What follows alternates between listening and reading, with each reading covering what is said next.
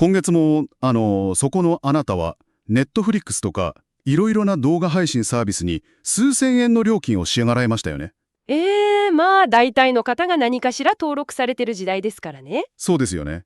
でも実は、あなたが普段日常的に見ているその画面って、日本向けにかなり間引かれた、ほんの一部の作品群に過ぎないとしたらどうでしょう。結構ショッキングな事実ですよね、それ。ぶっちゃけ、すごく損してる気分になりますよね。だって、見えない壁の向こう側には、あなたが今払っているのと全く同じ料金でアクセスできるはずの数千本の未配信ドラマとか、スタジオジブリの全作品が眠っているんですから。はい。なので今回の徹底解説では、この理不尽な情報格差の壁の正体と、それを合法的にハックする VPN という技術のメカニズムについて深掘りしていきたいと思います。これは単なるお得な裏技ですよっていう軽い話じゃなくてですね、はい。世界中のプラットフォームがどうやってコンテンツの壁を作り出しているのか、そして私たちが自分自身のデータを安全に守りながらどうやって世界標準のインターネットにアクセスするのかっていうすごく本質的なテーマなんですよね。正直なところ、私最初はこの壁の話を聞いて、なんかすごく不公平だなって感じたんですよ。と言いますと？だって、ビュッフェスタイルのレストランで同じ入場料を払っているのに、日本のお客さんだけ、あちらの豪華な料理エリアには入れませんって言われているようなものじゃないですか。なるほど。確かにそういう感覚になりますよね。アメリカ版のネットフリックスには、スタジオジブリの作品群とか、ウォルト・ディズニーの旧作、さらには数えきれないほどの未配信の海外ドラマが実際にあるわけですから。そうなんですよね。イギリス版のサーバーに目を向ければ BBC 制作のすごく優質なドラマとかドキュメンタリーが豊富に揃っていますし、はいはい。あと韓国版のサーバーなら日本ではまだ配信されていない最新の韓国ドラマがいち早く見られるっていうケースも多数確認されてますね。なんでこんなことが起きているんですか？同じネットフレックスっていうプラットフォームなのに、国によってラインナップが違うなんて。別に日本のユーザーに意地悪をしているわけじゃないですよね。もちろんです。ここで理解しておきたいメカニズムが、ジオブロック、つまり地理的制限と呼ばれるシステムなんですね。ジオブロック。はい。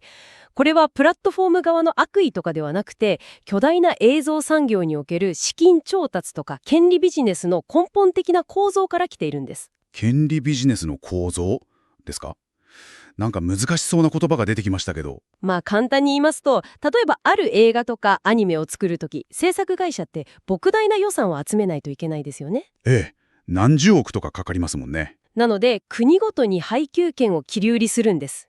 日本では A 社に、アメリカではネットフリックスに、といった具合にですね。なるほど。つまり、どの国で誰が配信する権利を持っているかっていうすごく複雑な契約のパズルが存在しているんです。ってことは、ネットフリックス側としては、法的義務として、日本からのアクセスに対しては、日本の権利に準拠した作品しか見せられないシステムになってるってことですか？まさにその通りです。完全に大人の事情というか、契約の都合なんですね。そういうことです。でもその壁の正体が分かったところで、じゃあ見たい作品がある国にどうやってアクセスするのって話になりますよね。はい、そこが一番のポイントですよね。ジブリやディズニーを見たいなら圧倒的コンテンツ数のアメリカへ、BBC ならイギリスへ、未配信の最新ドラマなら韓国へって言われても、毎回飛行機に乗っていくわけにはいかないじゃないですか。そこで登場するのが、VPN、仮想プライベートネットワークという技術なんです。VPN、よく聞きますけど、いまいちピンとこないんですよね。つまりこれってどういう仕組みなんですか？そうですね。普段のインターネット通信を公道を走る透明な車だと想像してみてください。透明な車。はい。それを中が絶対に見えない頑丈な装甲車に乗せ替えて、誰も手出しできない専用の地下トンネルを通って、アメリカや韓国の出口まで直行させるようなイメージですね。なるほど。トンネルの出口がアメリカにあれば、ネットフリックスのシステムは私のことをアメリカからのアクセスだって認識するわけですか？その通りです。これによって物理的な現在地を問わず合法的にジオブロックの壁を越えられるわけです。トンネルの出口を変えるだけってすごくシンプルですね。ええ。じゃあ、アメリカや韓国でしか見られない人気作品を探すがまだ、トンネルをつないだ上で、現地の言葉のオリジナルタイトルで検索をかけたり、その国の今日のトップ10をチェックしたりするのが効果的ってことですね。はい、まさにその方法が一番見つけやすいですね。でもちょっと待ってください。ここで大きな疑問にぶつかったんですけど、なんでしょトンネルを作って出口を変えるだけなら、アプリストアで検索してすぐ出てくる完全無料の VPN アプリで十分じゃないかなって思ったんですよ。そこがですね、多くの方が陥る最大の罠なんですよ。罠ですか？はい。無料という言葉の裏には、実は恐ろしいメカニズムが隠されています。セキュリティのつもりで無料アプリを入れたのにとんでもない対価を払わされるってことですか？そうなんです。無料 VPN には目に見えない3つの巨大なコストが存在するんですね。まず1つ目は、ネットフリックスの強固なシステムにすぐ検知されて弾かれること。なんでバレちゃうんですか？ちゃんとトンネルを通ってるのに。無料サービスって限られた数の IP アドレス、つまり出口の住所を何千人っていうユーザーで使い回しているからなんです。なるほど。ネットフリックス側から見れば、同じ住所から異常な数のアクセスが来るわけですから、すぐに不審な IP としてブラックリストに入れられてしまいます。プロキシーの使用が検出されましたって画面が出て弾かれるのはそういう仕組みなんですね。そして2つ目のコストが絶望的な通信速度です。絶望的。サーバーが常にパンク状態なので、動画は頻繁に止まりますし、画質もガタガタになります。それはストレス溜まりますね。そして最も深刻な3つ目のコストがデータの搾取なんです。ここですよ。今回の資料を読んで私が一番ゾッとしたのは。2021年にサイバーセキュリティ研究機関の VPN メンターが発表したレポートがあるんですが、はい。無料 VPN アプリの一部が、なんとユーザーの閲覧履歴や接続元の情報を収集して第三者に販売していたことが確認されたんです。うわぁ、それ本当に怖いですよね。考えてみてください。世界中にサーバーを置いて維持するのって莫大なコストがかかるんですよ。確かに、タダでできるわけがないですよね。なのに無料で提供できる理由は、ユーザーの個人情報そのものを商品にしているからなんです。つまりこれって一番最悪なパターンですよね。自分を守るためとか自由なアクセスを得るために使ったツールが実は自分のデータを裏口から売り飛ばしていたっていう。はい。ただより高いものはないの究極系です。情報社会において、あなたを守るはずのツールが最大の脅威になるというパラドックスですね。無料アプリの危険性はもうめちゃくちゃよくわかりました。じゃあ、お金を払ってでも使うべき安全なサービスの基準って何なのか。ここから有料 VPN の比較に入っていきたいんですが。はい。ネットフリックス側もいろいろ対策をしている中で、有料 VPN はどうやってそのいたちごっこを勝ち抜いているんですか？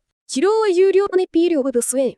ネットフリックス専用のサーバーをきちんと維持して、ブラックリスト化される前に IP アドレスを常に新しいものへローテーションさせるっていう膨大なリソースを投じた運用を行っているんです。なるほど、そこでお金がかかってるわけだ。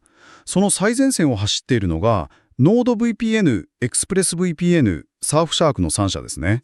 この3社が現在のトップランナーと言っていいでしょう。それぞれどういった特徴があるのか、簡潔に教えてもらえますか？まず NordVPN ですが、これは60カ国以上に7000台以上のサーバーを持つ業界の巨人ですね。最大の特徴は圧倒的な通信速度です。アメリカのサーバーにつないで 4K 動画を見ても速度が落ちないってありましたけど、どういう仕組みなんですか？だって物理的な距離は地球の裏側とかで変えられないですよね。そうなんですよ。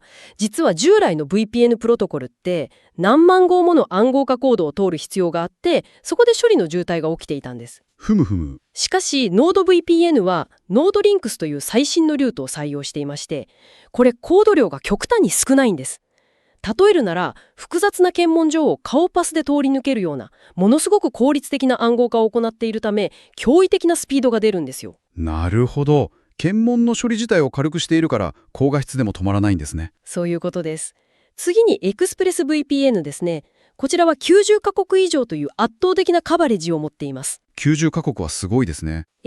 どの国につないでも通信が途切れない安定性と、長年にわたるネットフリックス対応の信頼実績に定評があります。アプリの使い勝手もシンプルなので、とりあえず確実なものが欲しいっていう初心者の人に適していますね。そして3つ目のサーフシャーク。これが個人的にすごく気になったんですよ。接続デバイス数が無制限なんですよね。そうなんです。通常他社だと同時に接続できる端末数って5台から10台くらい制限を設けているんですが、サーフシャークは無制限なんです。これ家族全員で使うってなったら圧倒的なコストメリットですよね。はい。ご家族が多い方には特におすすめです。でもちょっと待ってください。無制限ってことは、例えば家族5人がそれぞれスマホや PC で一斉に VPN を使って 4K 動画を見たら、いくらなんでも速度がガタ落ちするんじゃないですか。そこは鋭い指摘ですね。でもですね、実はそこには2つの異なるボトルネックがあるんです。ボトルネック。はい。もし家の1つの Wi-Fi ルーターから5人が同時に重い動画を見れば、そもそも家の大元の回線がパンクして遅くなりますよね。ああ、そりゃそうですね。しかし、家族がそれぞれ外出先で別々のモバイル回線からサーフシャークのサーバーにつなぐ分には、サーフシャーク側のサーバー処理能力がものすごく巨大なので、速度低下はほとんど起こらないんですよ。なるほど。VPN 側のせいじゃなくて、自分の使っている回線の容量の問題と切り分けて考える必要があるんですね。その通りです。そこは誤解しがちですね。そしてですね、この3社に共通する最も重要なポイントが、通信の安全性を守るノーログポリシーなんです。ノーログポリシー。つまり、ユーザーの通信記録を一切保存しないっていう約束ですね。ここでまた意地悪な質問をしていいですか？はい、どうぞ。自称記録していませんって言うだけなら誰でも言えますよね。たとえデロイトみたいな第三者の監査機関が入ったとしても、VPN 会社が後からシステムをいじって裏でこっそりデータを抜くことだって物理的には可能じゃないですか。なんでそこまで信用できるんですか？素晴らしい視点です。まさにその疑念を完全に払いすために、彼らはラムのみのサーバーという特殊な技術を採用しているんです。ラムのみ？どういうことですか？はい。通常のサーバーにはハードディスクがあってデータが物理的に書き込まれますよね。ええ。パソコンと同じですよね。しかし、ラムのみのサーバーはハードディスクを持たないため、データを永続的に保存する場所が物理的に存在しないんです。へえ。電源を切ったり再起動したりするたびに、全てのデータが完全に消滅する構造になっているんですよ。保存したくても保存する箱自体が存在しないのか。それは強烈な説得力ですね。お金で確実な安全を買っているわけだ。そしてこの強固なセキュリティは家で動画を見るためだけじゃなくて、旅行や出張先でもものすごく役立つんです。例えば海外のホテルから日本の動画サービスを見ようとしたら、お住まいの地域では再生できませんって弾かれることが多いですけど、これも VPN で日本のサーバーにつなげば解決するわけですね。まさにその通りです。そして出張先のホテルや街中のカフェの公衆 Wi-Fi を使うときこそ VPN の進化が発揮されます。フリー Wi-Fi ですね。便利ですけど。あのようなフリー Wi-Fi はサイバー犯罪者がパスワードやクレジットカード情報を盗み見るための格好の狩り場なんですよ。さっきの走行車のトンネルですね。フリー Wi-Fi っていう危険な行動でも VPN を通せば中身は絶対に見られないってことですね。だからこそサーフシャークのようなデバイス無制限のサービスで家族アカウントを共有して、お子さんのスマートフォンやタブレットにも VPN アプリを入れておくことを強くお勧めします。確かに子供ってショッピングモールとかでよくわからない怪しいフリー Wi-Fi にポチッとつないじゃうこと絶対ありますからね。そうなんですよ。その際、子供のデバイスでも安全に利用するためのセキュリティ設定のコツとして、アプリ内にあるキルスイッチという機能を必ずオンにしてください。キルスイッチ。なんか物騒な名前ですね。常に VPN 経由で接続するという設定なんですが、これは何らかの理由で VPN 接続がふっと切れた瞬間に、インターネット通信そのものを強制的に遮断する機能なんです。なるほど。それがあれば気づかないうちに走行車から放り出されて無防備な状態になるのを防げるんですね。はい。絶対に入れておくべき設定ですね。いやー、家族全員の通信も守れるとなると、もはやこれは現代の必須インフラですね。本当にそう思います。でも、実際に初心者の私たちが導入しようとすると、いくつか心理的なハードルがあると思うんです。まず一番気になるのが、これってネットフリックスの規約違反になってアカウントがいきなり消されたらどうしようっていう不安なんですか？はい。その点については事実を正確に整理しましょお願いします。う。ネットフリックスの公式ヘルプセンターには VPN 経由での視聴について全世界配信権を持つタイトルのみが表示される場合があるという記載は確かにあります。ふむふむ。しかし VPN の利用そのものを全面的に禁止するとかアカウントを即座に停止するとは明記されていないんです。全面禁止とは書かれていない。つまりグレーゾーンということですか？はい。現実として VPN を使用したことだけを理由にアカウントがバンされた、つまり停止された事例は現時点では確認されていません。そうなんですね。ただ、規約はプラットフォーム側がいつでも変更できるものですから、リスクが完全にゼロとは言えません。そこはご自身の自律的な判断が求められる領域ですね。なるほど。現状をちゃんと理解した上で自己責任で賢く活用するってことですね。では、コストについてはどうでしょう？毎月のネットフリックスのサブスク代にさらに VPN 代を上乗せするのはちょっと抵抗があるっていう人も多いと思うんですけど。そこはですね、損をしないための選び方として、1年や2年の長期契約を強くお勧めします。長期契約ですか。はい。1ヶ月単位の短期契約だとどうしても割高なんですが、長期契約なら月額に換算して、だいたい700円から1000円前後にまで劇的に下がるんです。そんなに安くなるんですか。月にたった1回、カフェでコーヒーを我慢するくらいですね。そうなんですよ。